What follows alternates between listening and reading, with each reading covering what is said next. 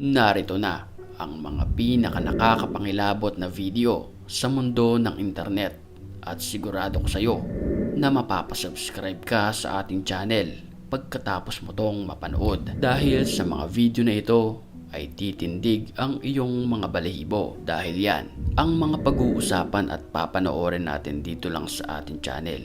Kaya't kung ready ka na, ano pang hinihintay mo? Tara na!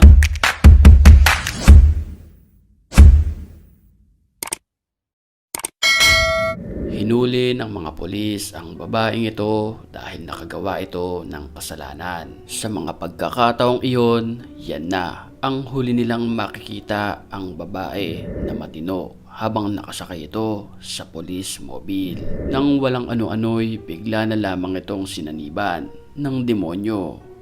Before we move. Hey, calm down. Calm down. Calm down. Back up. Back.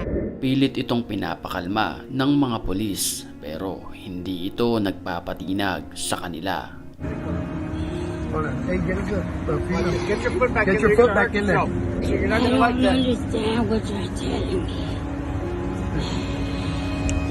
Sa kasamaang palad, hindi siya nagtagumpay. Bale, nahuli pa rin ang babaeng ito kahit siya ay sinaniban ng demonyo. Right there.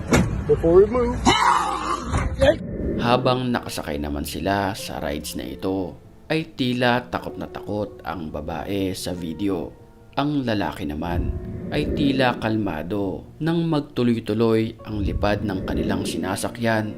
Ang lalaki ay unti-unting nagbago ang kanyang itsura na para bang sinasaniban ng espiritu. Kung mapapansin natin sa video, ang itsura niya ay parang ngiti ng demonyo.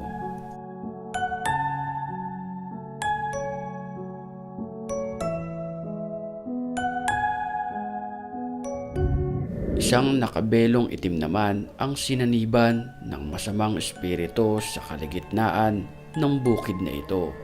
Ang kanyang mga kamay ay tila may sinasabi, may tinuturo sa malaking bato na ito.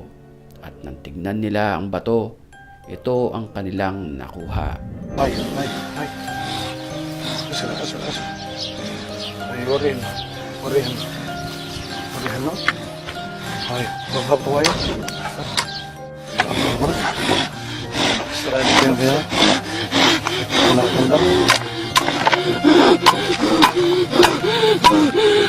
At ang tinutukoy niya ay ang maliit na kahoy na ito.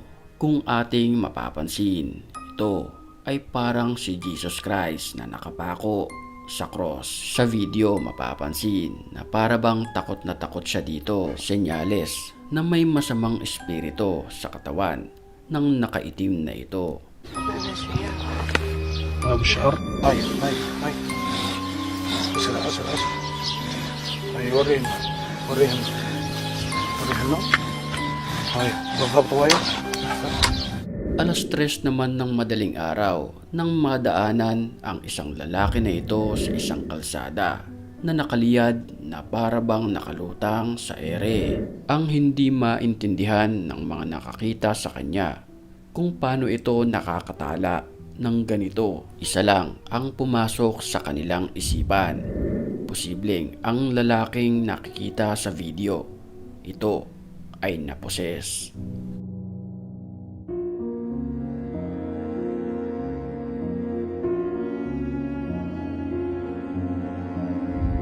Habang naka-confine naman ang lalaki na ito sa isang ospital, ay bigla itong tumayo ang siyang kinagulat ng mga tao roon, pati ang mga nasa medical field ay nagulat sa kanyang ikinikilos. Mapapansin natin sa video na para ba siyang nakikipaglaban sa isang espiritu.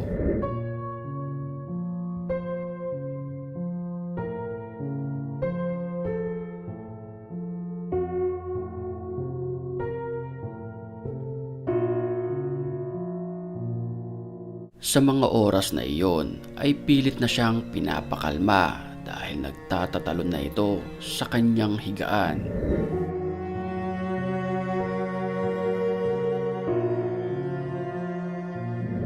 Sa video mapapansin din na may pangingitim na sa kanyang mga mata, senyales na nahihirapan na itong makahinga.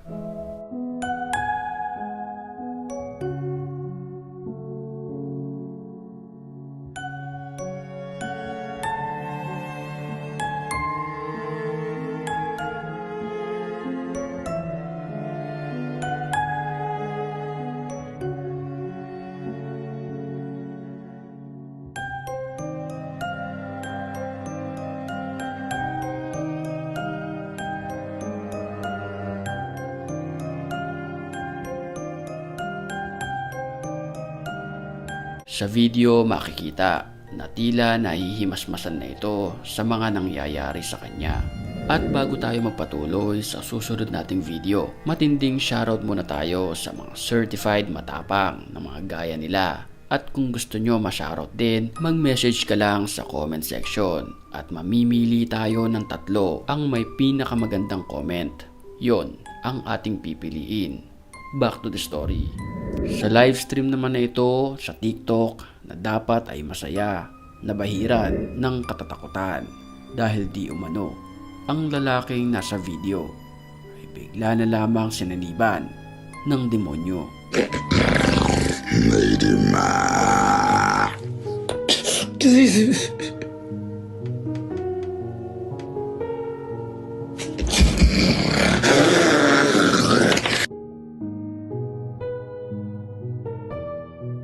Holy water? Pagkatapos niyang uminom ng tubig, ay bigla na lamang itong unti-unting nagbago.